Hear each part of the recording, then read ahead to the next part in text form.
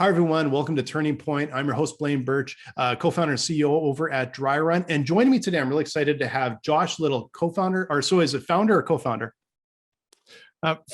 Co-founder, yeah. Co-founder, okay. That's a whole other conversation, Blaine, whether you use the title founder or co-founder. I'm not a co-parent, I'm a parent, but it took two of us, right?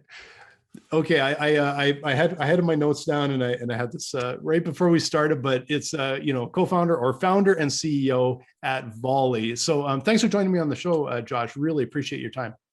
Oh, it's my pleasure. Thanks for having me, Blaine. And Josh, you got before we get into Volley, because you're doing some really cool stuff there, and I also got to ask you about your pickle company, because that's just such an interesting area to dive into. But before we get started on that, I actually just like to go back to, I always want to learn about founders and entrepreneurs and where they got started in their entrepreneurial journey. Like what was your first sort of, I guess, experience, or where did you first dive in? Well, I guess I dove in at age 11, but I didn't know it. I had a lawn mowing business that was actually quite profitable. And my mom was an entrepreneur, although I didn't know it. She didn't identify as an entrepreneur. She just did odd jobs. She was a wallpaper painter. She cleaned houses.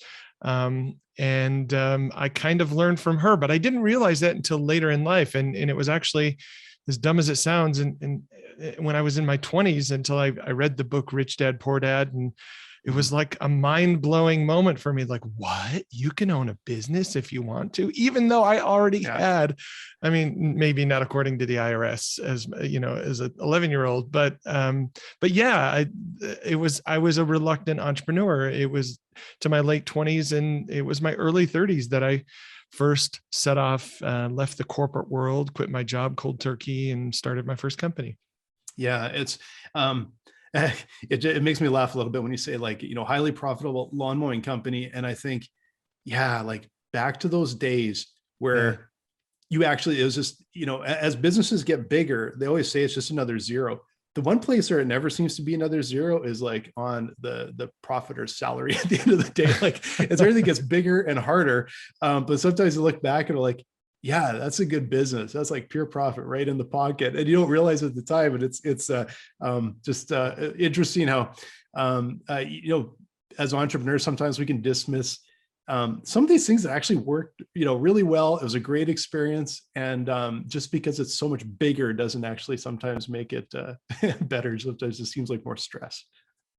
Oh yeah, more stress, less profit. That's for sure. The lawn mowing business was kind of beautiful for that reason. Like, I don't want to make it out to, I mean, I had like 10 or 11 clients, so, but for an 11-year-old, that was amazing, right? Yeah, it is. It's absolutely amazing. So fast forward. So you said you had a corporate job for a while, and then what made you take the leap into away from, stability, I guess, in a lot of ways? Yeah, I started as a teacher. That's what my degree is in. I taught in public school for a year, then figured out that I could, when I realized teaching wasn't the thing, I was trying to figure out, well, what can someone do that has this skill set? And I realized sales is something that it's actually kind of the same skill set aimed at a different goal of motivating someone to buy something. If you can motivate 11th graders not to burn down a school, you can probably motivate someone to buy a thing. So I was pretty good at sales and kind of made this similar jumps to 3 different Fortune 500 companies, became #1 sales rep at a couple of those, and then went inside to do their sales training, which was a natural fit, being a successful salesperson and having the degree in education. It made sense. And it was really, trying to scale what we were doing at Stryker, which is a medical device company. Okay. I had 41 different training programs all around the world for new reps, surgeons, nurses that were using our computer assisted surgical platform. And I just thought there has to be a better way to do this than like getting in person with sawbones or cadavers. And it's just crazy expensive. And time consuming. Couldn't some of this be done online? Couldn't we do this e-learning thing that everyone's talking about? This is early 2004, 2005. E-learning or computer-based training back then was very new. So I tried to find a company that could take our content and build e-learning content out of it. And I couldn't find that company. So I tried doing that myself at Stryker. And I was working with like 5 different vendors, a videographer, a 3D animation place, on and on, to try to pull all of this together. And it was like a full-time job just to manage this group of contractors to build e-learning. I thought, well, there should just be a company that does this. Yeah. And so after looking around a little bit more, I found out there really wasn't one that I had a lot of confidence in. So I left and created my first company called Maestro. And it turns out, that was a problem that pretty much all training managers faced at that time, especially in medical and pharma. And those were our early clients, kind of the who's who of medical device companies and pharma companies. Oh, nice. And I've got some shared experience in that. My first company was a creative agency, and we did a lot of e-learning, even like all the way through to like museum installations and things like that. But I do remember that sort of time it was magic when it was like, we put video on the internet, and it was like, we had an animation, and it was a very different world. And you don't realize how groundbreaking some of the stuff was at the time, just because you just had to figure out a way to make it work and a way to do it. But somehow, it's so different now. You just do stuff so easy now and get it online right now. Back then it was challenging. I remember buying our first HD camera, and, we set up an editing suite, and it cost just an absolute fortune. And, we got really good quality footage for online, but I look at it now, I'm like, you could do that on my phone, 4K video, or definitely HD and all that on a phone. And I don't remember what just the camera was like 8 or 10 grand. And then you had a whole suite you're setting up, and it was just like, now it's so painless, right? Those were the good old days. That's right. Yeah. So you, where did you go from there? Because how long did you have that company, or what was the impetus, I guess, to sort of move on from there? Well, we were working with a couple dozen, about 60 or 70, I guess, at the time. After a couple of years, we were working with a number of training different companies, medical and pharma, and we were able to kind of see at a high level the problems that they all face. And there were patterns with each of them. They all wanted to create this training. And sure, if somebody wants to pay me $500,000 to make a 3D animated total knee thing, we'll take the money. But really, what this only solves a small percentage of what that person needs to know to do their job. Like, I think the stat is 10% of what you need to know to do your job, you actually learn from training. Well, what about the other 90%? Well, we learn it from a water cooler conversation, or that text, or this video that this person made, or that email. And this stuff is just scattered all over. And this is how someone learns, or you just kind of follow someone around and job shadow, right? So I thought, well, what if we could collect all of this into a place? This is like 2008, Twitter just launched, so this is, again, very early.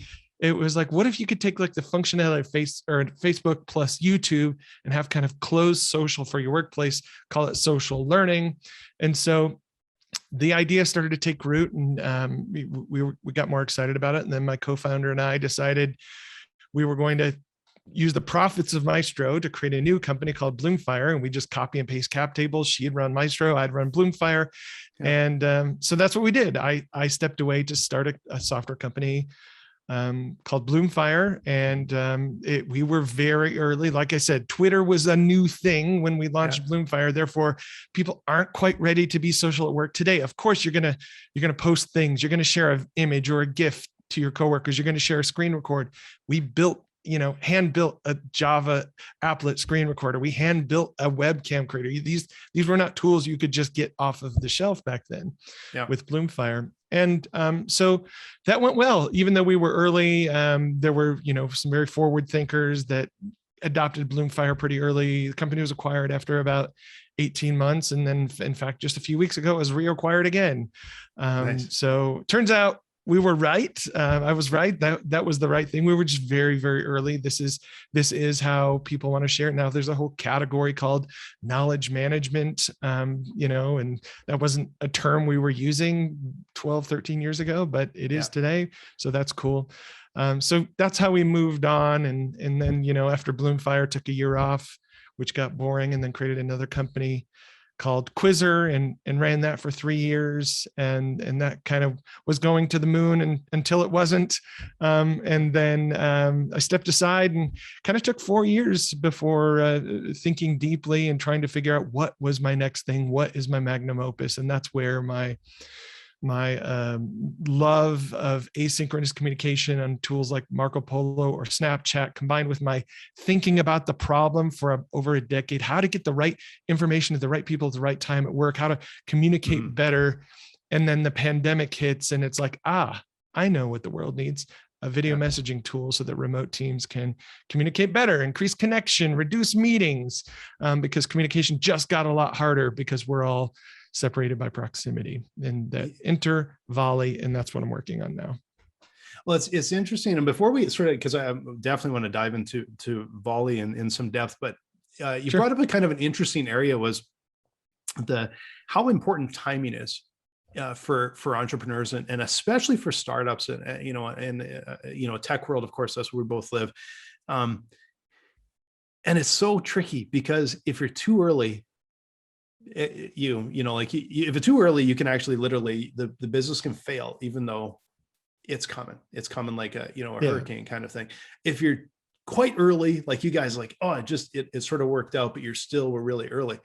If you're late to the game, you may never get out of it. So it's one thing that entrepreneurs can't really time, but it sounds like with Volley and then the pandemic and everything, it's almost like, we see the opportunity and the timing's right. Does that kind of a match sort of what you're seeing? Yeah, very much. When you look at a lot of success, there is a time component to that success. It was just the right product that came at the right time. And I was thinking, because I was still looking for my next thing. I worked on 12 different ideas, validated a pickle company, a car air freshener company, RV park roll-ups, several software things. Nothing really fit. And then the pandemic hits and I was like, what does the world need? And I was kind of thinking deeply about that at this time. Like, is this temporary? Is this long-term? People have been wanting to work remote for years. Like, I know at my last companies, we tried to work remotely. Like we did an experiment and it didn't work, and communication just slowed down and connection decreased, and it was just hard. And therefore we like settled on, well, let's do a work from home Wednesday or something like that, which, and I think there's been a lot of talk about remote work, and, Jason Fried was talking about it over a decade ago, right? But it was just hard for a lot of us to do it. So it is a very much right product at the right time component. I use the analogy, it's like a lemonade stand in the desert. Like, of course, we know the Las Vegas Strip will someday extend to your lemonade stand, even though it seems silly that you have a lemonade stand there. But do you have the staying power? Do you have the capital? Do you have the ability to work through the down days when no one shows up at your lemonade stand and you're like, come on, And so I totally agree. There is a timing component to most successful businesses. Yeah. We've, and it's a little bit strange because I guess with Dryrun, one of the things we did early was we've always been a completely remote team. And, and it was a little weird until last year. And then the pandemic hit and suddenly it wasn't so weird anymore to have a remote team. And so it's been an interesting experience to be able to sort of dive in and figure out how have we had some success there? What are some of the earmarks, and what made it an easy transition to just sort of, for us, we just kind of to ramp up all remote. For sure. So how many years have you been doing that at Dryrun before the pandemic hit? Well, we launched in 16. So, but at that time we were bootstrapped. It was literally my co-founder and I launched Dryrun just to go, hey, I think we got something here. Let's see what happens. And we've grown a little bit during the pandemic. And so it's interesting. There's staff members we have that I've never actually met in person, and, you're on every day with them, and keep thinking at some point I have to hop on a plane. And fortunately we've got little pockets in Vancouver, Toronto, and Edmonton, Calgary. So at least they're kind of little groupings a little bit.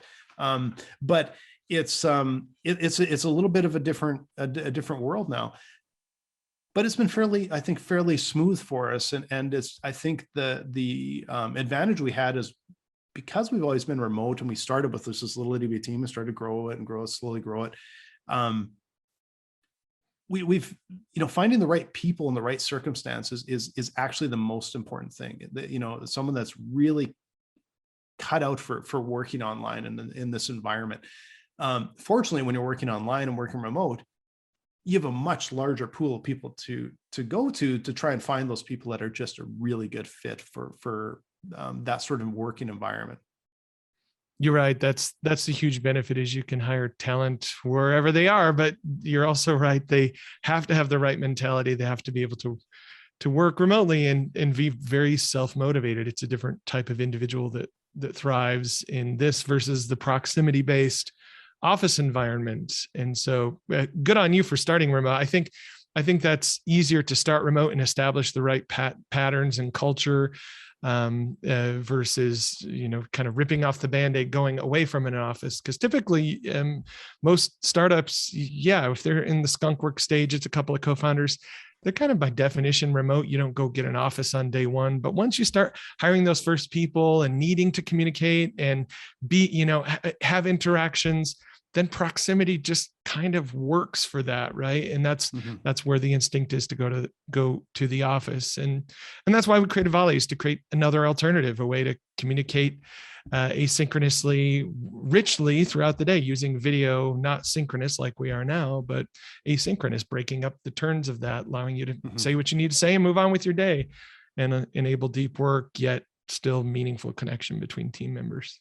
Yeah, and it's and I don't feel like it was a really like massively conscious decision on sort of our part. In a way, it just sort of grew that way. And like I'm generally, outside of pandemic years, I spend about half my time down in the US, get away from the cold here for the winter, just like it's too cold. And so that kind of led to, well, we can just kind of do our thing or work remote or whatever. And so and then as we started hiring people, we just started finding people that were really great, but they weren't in the neighborhood. And some were, but some weren't, right? And so it just sort of, we had this philosophy of we just got to get the absolute best people, no matter where they are. And that's sort of been our philosophy. But it does, there are challenges, and at some point we think, well, maybe we'll have some little satellite offices and at least in little regions that can help people get together and have some of that, the personal FaceTime that can help move things along. So. Yeah, totally makes sense. But make sure you try Volley first, because what we hear is that there's a lot of these interactions that you used to have in the office, this water cooler banter, meeting in the lunchroom, this conversation that we had in the parking lot. In fact, Simon Sinek just launched a video on this about trust at work and how it's all these little conversations that seem like nothing, but when they're taken away, they equal trust, they equal relationship, they equal speed. And so, that's very much what Volley is able to bring back, is that ad hoc interaction. I'm not going to schedule a meeting to tell you a joke, and I'm also not going to Slack it to you because it's not going to come off right. But I can Volley it, right? And you can laugh when you're ready to laugh, not when I need to tell the joke, right? Yeah. So describe, that's interesting, because I'm how exactly does Volley work? Let's say for circumstances like ours, we've got a remote team here like that. How would it work into our multiple channels, Slack, Zoom, and everything else? What does it do? Like I know you mentioned it's a little bit like Marco Polo, and I'm sort of familiar with some of those. How does that work in kind of an environment like this? Yeah. So if you're familiar with Marco Polo or Snapchat, that's the idea. Or, stories, you're recording a video message that someone watches later. We take turns, just like any other conversation, just like we are in this conversation. We've taken 8 or 9 turns or something. You do that with Volley, except you record your turn with video, and that allows some magic to happen. When you separate that conversation, we may be responding to each other's volleys within seconds or minutes, and that's okay. But we might need 10 minutes to go research something, or to think about what you just asked and create a fundamentally better response. And it allows some magic things to happen. I can I can listen to you on 2x. You can listen to me on 2x. I can skip back in the conversation into your volley and listen to you again and really hear and intently focus. And because I know I'm not going to have to respond to you within 200 milliseconds after you stop talking, which I don't know when that will be, which creates a little anxiety for me. I have to be building my response while you're talking. Therefore, I'm not completely listening. So I can completely like buy into whatever it is you're saying and then respond on my own time. And that's kind of the beauty. So if you can kind of picture that, it's video messaging back and forth. So how that fits into your workflow, we actually thought, and we heard from our beta users that Volley fills the space between Slack and Zoom. It's that whole middle of interaction. It's like it's the ground where you'd schedule a meeting, but you don't really need a meeting. You just need a couple of volleys, right? But what we've found from our users is that they're actually picking up Volley instead of tools like Slack and Loom, and then replacing some of their Zoom. So it's just making all of their asynchronous behavior better, just because video message has the other 93% of the picture of communication that tone of voice and body language give. It's why we have video on today and why we're not emailing one another these questions back and forth. That would just be terrible, right? It's because I'm 7 or 8 times faster at speaking than I am typing. And if I'm at all OCD, I'm going to obsess over that and be even slower at typing that email and make sure my response is perfect. But there is some affordance or forgiveness when there is talking. And we're elite athletes at this thing called communication. We're just really good. We take for granted all of the things that we as humans are able to just do on a daily basis. And so it's using all of the benefits and the speed of talking, and then it's taking the flexibility of async like chat or email and putting those together.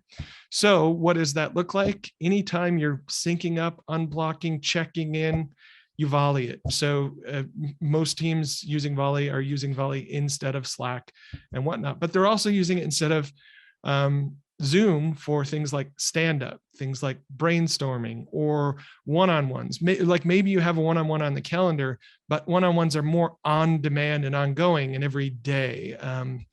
And so, being on Volley is very much kind of being in the constant flow of work. Like you're in 12 conversations in 8 minutes, and then you're back at editing the video or whatever the deep work that you need to do and knock out for the day is, right? So it's kind of blending the best of Slack and Zoom into one. I don't know. I've said too many words. Does that make sense? Is that answering your question? No, it does. And I think after this, I'll have to dive in and poke around and give it a try, because one of the things I find interesting is at the start of the pandemic, because we had been using Zoom and Slack for kind of like we always online. We're just always online, but before the pandemic started. And early in the pandemic, people that weren't used to Zoom seemed really uncomfortable getting videotaped. Yeah. And you kind of forget because only a couple of years ago or 18 months or whatever it was. But we noticed it because we're on all the time. We just were used to it. But then you get on to people like, what am I talking into the camera kind of thing? Staring over here. Yeah, exactly. And it fast forwarded like in a month, like 2 months, because people were suddenly forced onto onto Zoom or whatever it was that they were using, and it sort of made people comfortable being on camera and talking into video, and so I imagine that actually has helped you guys a ton, because now it's just like, yeah, I'm comfortable with that. Like I early on, people would be, I think, kind of self-conscious or whatever, and I think that's probably helped you guys a lot to just go, here's another avenue, another purpose, but we've got all these people that now are comfortable talking into a video cam. I think it has. We still hear from maybe 5% of our users like, I feel like I'm talking to myself. This feels weird, so it's kind of first time, like maybe they've Zoomed, but that feels it's synchronous, even though it's kind of not. But it just feels a little bit different in that separation. So it takes a little bit of getting used to for some users. You're right. The majority of the world is more comfortable with it. And I imagine if we're interested in the flexibility of the future of work that we all are excited about, the world's only going to be more comfortable with video to enable that. So Yeah. I can't imagine a world that's not comfortable with video as a big part of their workday. Yeah, it's changed so dramatically, and I think obviously for the better. It's of course, last couple of months it's been nice to go and talk with people in person again, but Yep. It'll never go 100% back because it's just Sure. so convenient and so there's all these other benefits that have sort of rolled in as well. So it'll balance out at some point somewhere, but that's what we're betting on, timing wise, right? Yeah, exactly. And it feels like you guys have nailed that timing down really well. I do have to ask you about your pickle company, because I saw Josh's Pickles on your LinkedIn profile, and I'm just really curious about that, because in a number of places, one is I'm a little bit of a foodie and I just find that whole thing interesting. Okay. I have tried to make my own pickles before. But then the other side is I'm just kind of fascinated by that sort of business model and how you build up like a food product like that. I just find that really interesting. So I wanted to do a little side note on there because I just want to learn a bit about how you're doing that.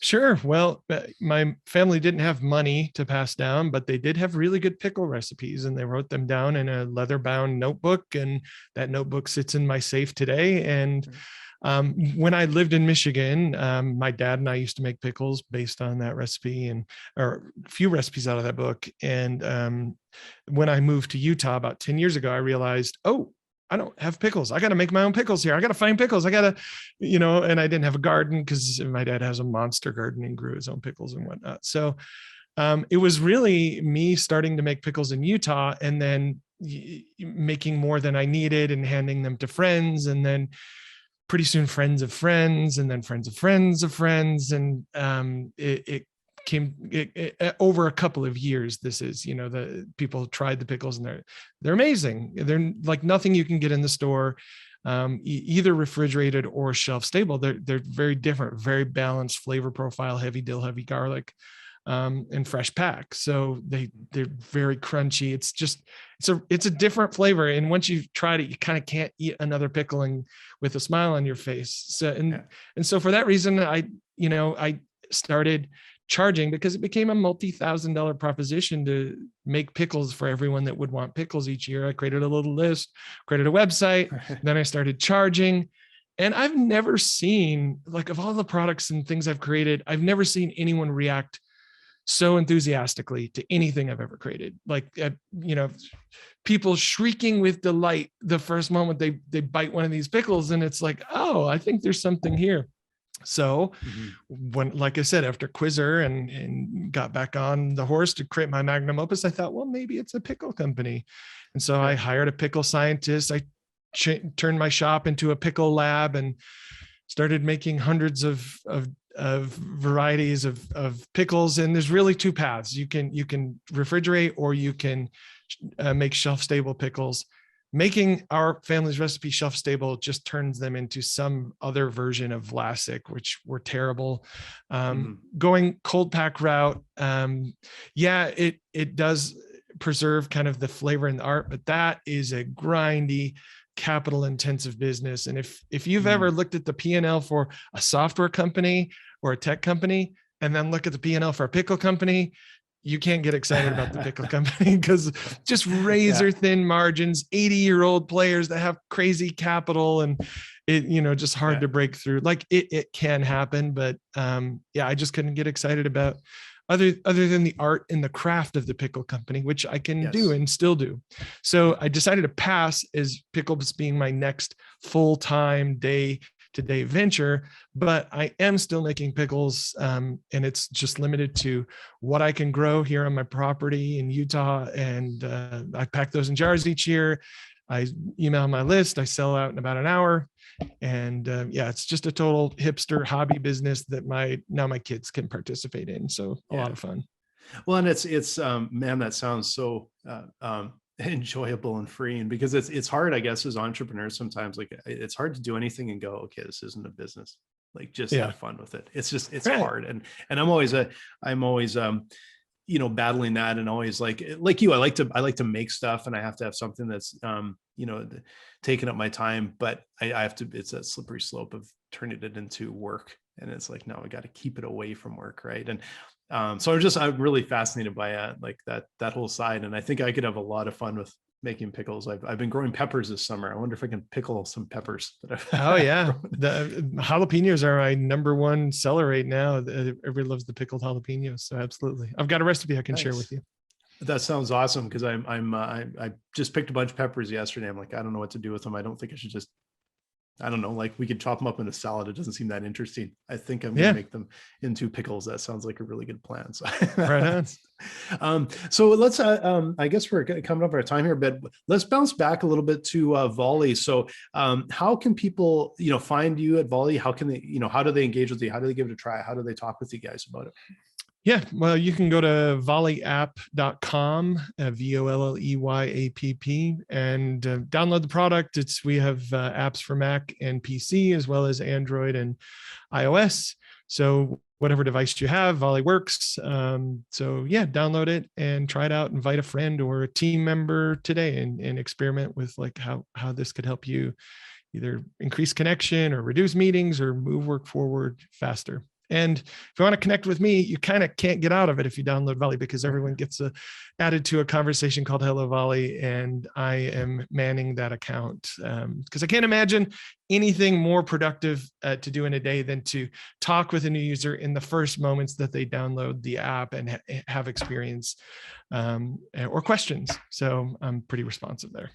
That sounds awesome, Josh. I know we're going to take a look at it as a team. It sounds really interesting. It sounds like something we right up our alley for our team. And just a little side note here. I don't know if are people using it with their clients at this point as well, or is it just more team? Yeah, for sure. It's definitely more post sale, just because you'd have to create an account and download an app. There's not a just anonymous browser experience in Volley, but yeah, for sure. For post-sale client updates, project updates, feedback, syncing up, it's perfect for that. And Volley was kind of built to allow you to have conversations inside of a workspace with your team. And then outside of a workspace in the My Network section of Volley, you can, send any client your link. They can, inbound, join that conversation, and you can just chat it up. That sounds awesome. That's just, it really makes my mind start spooling up here. So I'm going to talk with the team about it. We're going to take a close look at it, but I recommend all you guys take a look at volleyapp.com. Give it a try. Again, I'm Blaine Birch, co-founder and CEO at Dryrun. If you're looking for some help with cash management, financial modeling, especially if you're, a CPA or a fractional CFO and you're advising your clients, and you want to do it faster and more effectively, please come and check us out at dryrun.com. We would love to chat with you. Thanks so much, Josh. This was a really enjoyable conversation. Really, thank you so much for your time. And it was terrific meeting you today. Yeah, likewise. It was a great conversation. Thanks, Blaine.